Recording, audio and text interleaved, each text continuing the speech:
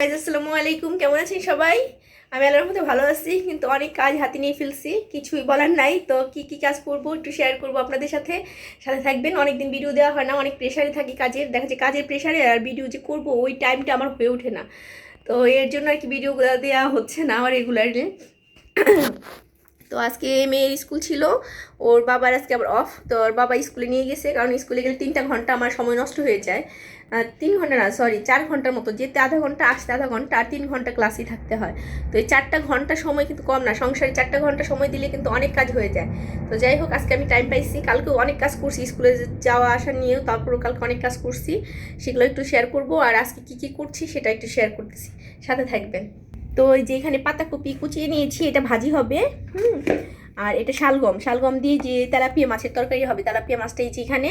আর এখানেও একটু মাছ আছে, সেই মাছটা দিয়ে আমি এই পাতাকপিটা ভাজি করব। হ্যাঁ, আর এই যে এখানে পেঁয়াজ আর কাঁচামরিচ আমি কুচিয়ে রেখেছি।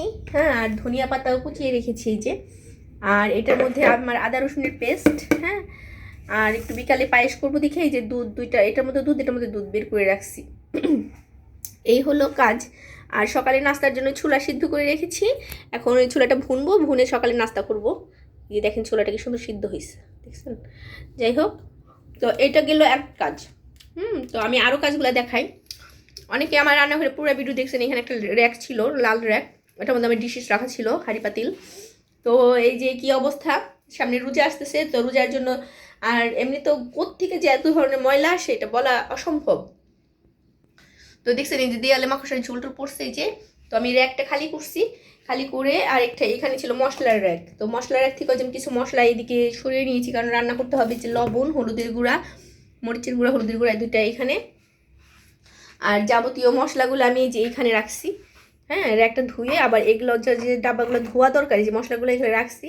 আর কিছু ডাব্বায় যে হালকা একটু ময়লা পড়ছে, তো এগুলো একটু আমি ক্লিন করব।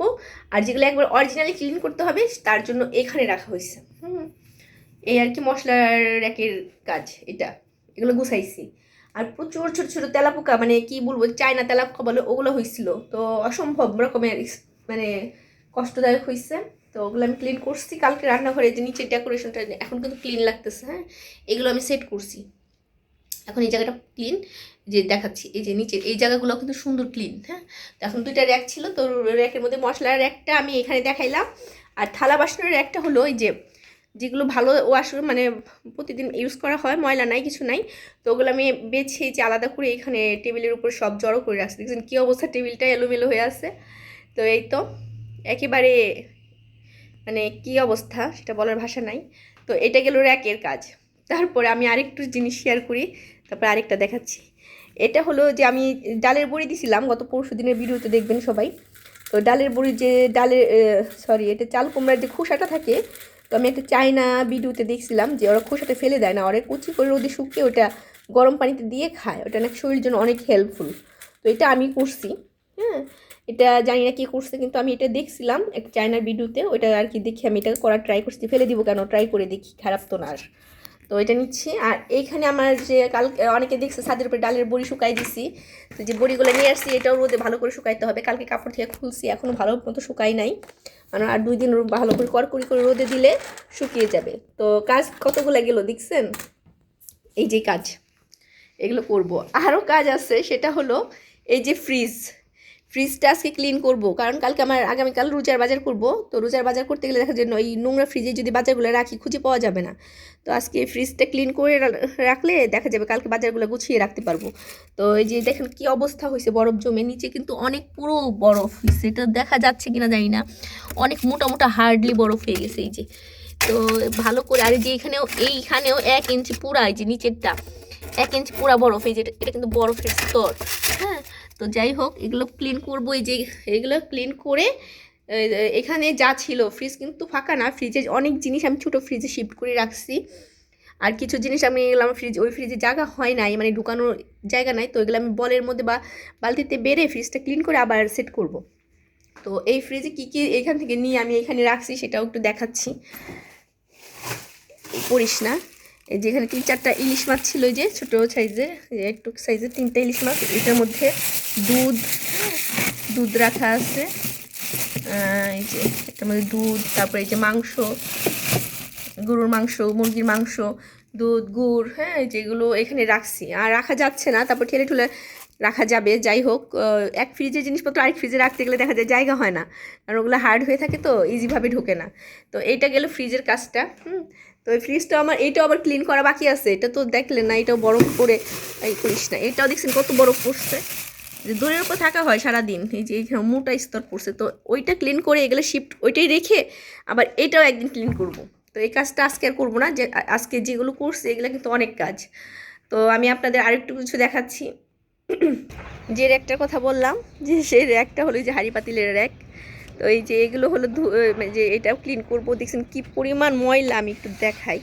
এই যে কি পরিমাণ ধুলাবালি পড়ে মানে দেখা যাচ্ছে না। আবার যে মাকড়সার ঝুল টুল, হ্যাঁ, এই দিকটা দেখেন, নিচ দিকটা দেখছেন কি অবস্থা হয় এগুলো। তো এগুলো ক্লিন না করলে তো আর কি মানে কাজ করে মজা পাওয়া যায় না। তো এই যে দেখেন কি অবস্থা, ধুলা। তো ছাদে নিয়ে আসছি, ছাদে ভালো করে ব্রাশ দিয়ে ঘষে ছাদের পাইপটা দিয়ে ধুয়ে দিব। ওই যে র্যাকটা মানে কিছুদিন আগে পরিষ্কার করছে, 2 মাস না 3 মাস হয়েছে, কিন্তু এইরকম ময়লা পড়ে ঘরে, আমি কি বলবো, আর কিছু বলার ভাষা নাই। তো এটা ছিল আমার থালা বাসনের র্যাক। হ্যাঁ, এটা পরিষ্কার করবো। আর কিছু থালা বাসন আছে এগুলো, যেগুলো ধোয়া বাকি, এগুলো এখানে বাহিরেই রাখছি। আর এটা ছিল মশলার র্যাক। মশলা রেখে যে অনেক ময়লা হয়েছে, এই যে ধুলা টুলা পড়ছে দেখছেন। তো এগুলো আমি ধুবো, আর এই যে এগুলো জিনিসপত্রগুলো ধোয়া বাকি, তো এগুলো আমার ধুবো। আবার রান্না বান্না আছে। তো এই আর কি অবস্থা, সংসারে কম কাজ থাকে না। আর এই যে বাগানে আসলাম, একটু সুন্দর ফুল দেখলাম, মনটা ফ্রেশ হয়ে গেল। এখন কাজ করার মানে অনীহা ছিল, সেটা আগ্রহ হতে পরিণত হয়ে গেলো। তো কি তাড়াতাড়ি কাজগুলো শেষ করে ফেলবো ইনশাল্লাহ। আর আজকে আপনাদের তো কাজ দেখাইলাম, কালকে আমার গুছানোর পরে আবার ঘরটা কেমন হয় সেটা আমি দেখানোর ট্রাই করব। এই যে ফুল, আর এই যে আমি আরেকটু দেখাই, যে মুরগিটা না দেখাইলেই নয়। এই যে মুরগির বাচ্চারা খাচ্ছে, খাবার দিয়ে গেছি, যে ওরা খাবার অপচয়টা বেশি করে, ফেলে দেয়, অনেক খাবার নষ্ট করে এরা, ঠিক আছে। আর এই যে ছোটো বেবিগুলো দেখাই, এই যে ছোটো বেবিগুলো এটার ভিতরে রাখছি, ওরা খালি বের হইতে চায়। একটা দিন কাকি নিয়ে গেছিলো ওদের জোড়া, এই ইটটা দিয়ে ভাড়া দিয়ে রাখছি। কাকি সে কী করে, ইট ছিল না ওই দিন, এটা উঁচা করছে, উঁচা করে ওর বের হয়ে গেছে যখন, তখন একটা নিয়ে দৌড় দিছে।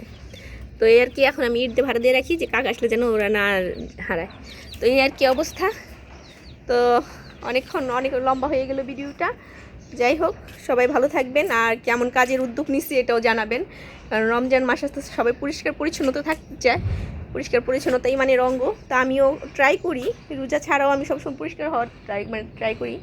আর ময়লাটা জমছে কারণ হলো যে শীতের মাস গেল, তো শীতের মধ্যে সবাই তো রান্না করার জড়সড়ো হয়ে খাওয়া দাওয়া বসে থাকা হয়েছে, দেখা যায় অতটা কাজ করা হয় নাই, আর এই জন্য আর কি ময়লাটা একটু বেশি জমে গেছে। যাই হোক, সমস্যা নাই, ক্লিন হয়ে যাবে ইনশাল্লাহ আজকের মধ্যেই। আমার ঘর বাড়ি সব পরিষ্কার হয়ে যাবে কিছুদিনের মধ্যেই, একেবারে রোজার আগে আমি সব টিপটপ করতে পারবো ইনশাল্লাহ। তো এই তো, সুস্থতা যেন আল্লাহ রাখে, যাতে কাজগুলো সব সম্পূর্ণ করতে পারি। এখনও অনেক কাজ আছে, কী করি প্রতিদিন একটু একটু করে হলেও আপনাদের ভিডিওটা দেওয়ার ট্রাই করব।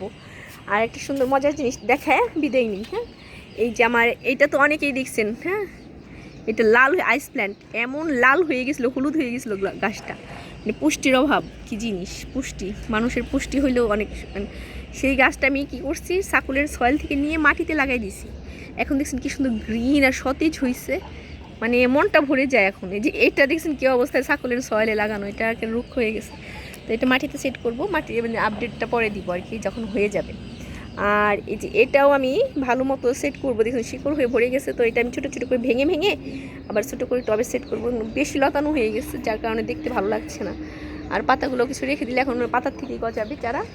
তো এই তো, সবাই ভালো থাকবেন, অনেক লম্বা হয়ে যাচ্ছে ভিডিওটি। তো টাটা, বাই বাই, ভালো থাকবেন, আর বেশি বেশি লাইক করবেন, সাবস্ক্রাইব করবেন, ওকে। আর যারা যে আপুগুলো কমেন্ট করেন, আপনাদের অনেক অনেক ধন্যবাদ। আপনার কমেন্ট পেলে আমি খুব খুশি হই।